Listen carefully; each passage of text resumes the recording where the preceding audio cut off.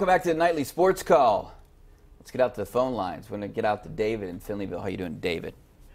Thank you. Fine, thanks. How about yourself? Good. Thanks for calling. Thank you for taking my call. I want to ask you if you heard anything about the Penguins. I heard one time they were considering trading Ian Cole. I was wondering if you had the latest news on that. I'll hang up and listen to you. All right. Thanks a lot, David. I appreciate the call. Those kind of rumors are dying out a little bit right now. Ian Cole, he might get traded. We don't know if he is going to get traded. We know that the Penguins can use some help in some areas. But as for those rumors, I haven't heard much lately other than a couple weeks ago when, they were flying around everywhere and then Coach Sullivan denied the rumors. But there have been some scouts at some games. It doesn't mean anyone's going to get traded, but it just means that maybe they're scouting for a future trade. I don't know if that's a possibility. Like I said, some people were speculating on Twitter today that Matt Cullen maybe could come back to the Penguins, considering that they need help right now. And maybe that would help in the locker room, too, with leadership. He was always a good guy to have around, and everyone loved him, and I think he helped. He was one of those veteran guys, the Matt Collins. You hear that, these teams win championships when they have a guy like that in the room. You had Matt Collins for the last 2 years. Then, when the Penguins won in 2009, you had Gary Roberts here. Teams like that, they embrace guys in those 2008, the Gary Roberts and the Matt Collins type. So I think you need those. And even the Max Talbots, guys like that. You need guys like that in the locker room. And I'm not saying that the Penguins don't have a guy like that in the locker room. I'm saying that Matt Cullen could come back, maybe the right scenario, the right trade. But we don't know. That's just speculation because he was a healthy scratch today. Back out to the phone lines. Let's go out to Ron in Aliquippa. How you doing, Ron? Good, Rich. My question is, why do you think the Penguins are sometimes play like a bunch of wimps? Why do you think that is? Thanks for taking my call. Yeah, great call, Ron from Aliquippa. I don't know if they're playing like what you call them, but, they have won 5 of their last 6, so they're kind of on a roll right now. And we have an interview with Mike Sullivan coming up on KDK TV News tonight talking about, they got to get to their speed game, and it's all about speed for the Penguins. But a lot of teams are adopting that philosophy right now, like Toronto tomorrow night is a fast team. The Islanders at times are fast, and a lot of teams are playing fast. But, that's the Penguins' MO right now, and they got to get to that speed game. They got to be able to get on the power play.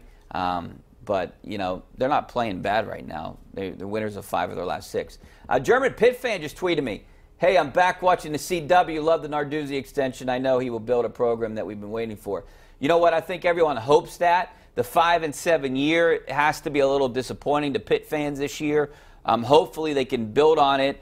I don't know about next year. It's a tough schedule to start out with, and you could possibly see them go, 1-4, 2-3, or 1-3, 2-2 to start the year. That wouldn't be good for this program. They need to get out to a good start like last year and beat some of these teams, Penn States and the Notre Dames. Yes, I definitely think that to have him here, that gives this program some, structure, some consistent, just keeping a guy in place for a while. There's no doubt that that's good for Pitt. And I like Narduzzi. I think he's good for the program. A lot of people point to the fact that he hasn't landed a top 10 recruiting, top end recruiting class. I don't know if you're going to get that at Pitt, to tell you the truth, but I think he's done a good job so far turning around this program. I kind of always go back to, I wish they would have just kept Dave Wannstedt. He was a Pitt guy. He might not have been the greatest game day coach, but I think this program might have been in a much better spot right now if they would have kept Dave Wannstedt than going through all these coaching changes to get to Narduzzi.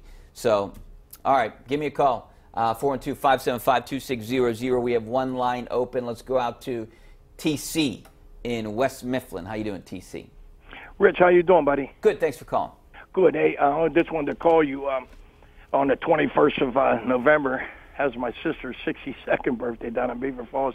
That's when I planned to get that my spine surgery, and it happened. And in 4 days, they took me out of that hospital up at the VA hospital in Oakland, and I'm now here since then at the VA hospital in Aspinwall. So, and then I watched that game with Shazier. You know, I'm going through physical training now, Rich, and but the pain is excruciating. But they said the scar is healed up. There's no leakage. I mean, I lost some blood in that. It's 3 to 4 hour surgery, and but I'm taking PT, and they said I'm doing fine. My 18-year-old daughter told me, let's get out of here. I turned 64 today, Richie. My son also turned 20 years ago. I did the John Denver. I said, John Elway coming to town. I haven't drank since then, and it's our birthday today. We're celebrating, and they came to see me in the hospital. Hey, happy birthday, TC. I hope you're doing well, buddy. You able to walk and get around okay now? Yeah, like I said, I'm taking that PT, physical training.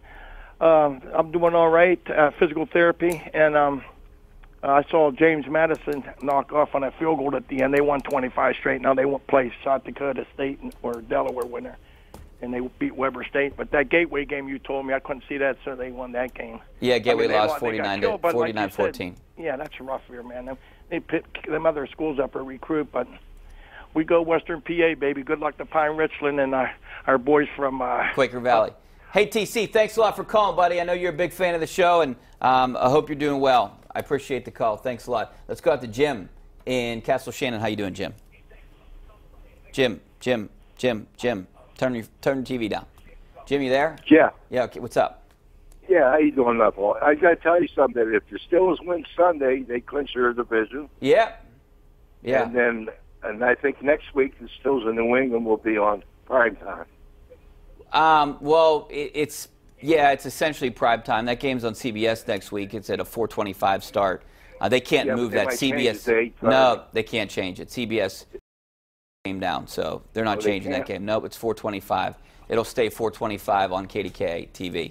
They can't move that game. That was one of the games that they can't move. But yes, you're right. Thanks for your call, Jim. The Steelers can clinch the AFC North with the win against the Ravens, and if they don't do it this week, they still have next week and the week after. I think they're going to win the division. You know, for the Steelers, though, it would be nice to get that bye, and it would even be better if they got home field advantage throughout the playoffs, because you don't want to have to go up to New England for the AFC Championship if you can win the game before the AFC Championship, the divisional game. But I think the Steelers, they got to get a bye in the first round, especially with the injuries they have in this team. Try to get Joe Hayden healthy, maybe Matakevich healthy, guys like that, and that would give them an extra week. And even the guys that, like Antonio Brown, who's going to play with the toe issue, you want that extra week, that bye week, to get into the postseason, and then at least one home game.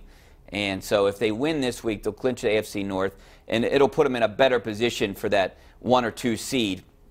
And then if they beat New England, they'll have the tiebreaker. So the key is for the Steelers to win these next 2 games, no doubt about it. All right, we got to take a break. Back with more phone calls and some tweets coming up next. Stay right there.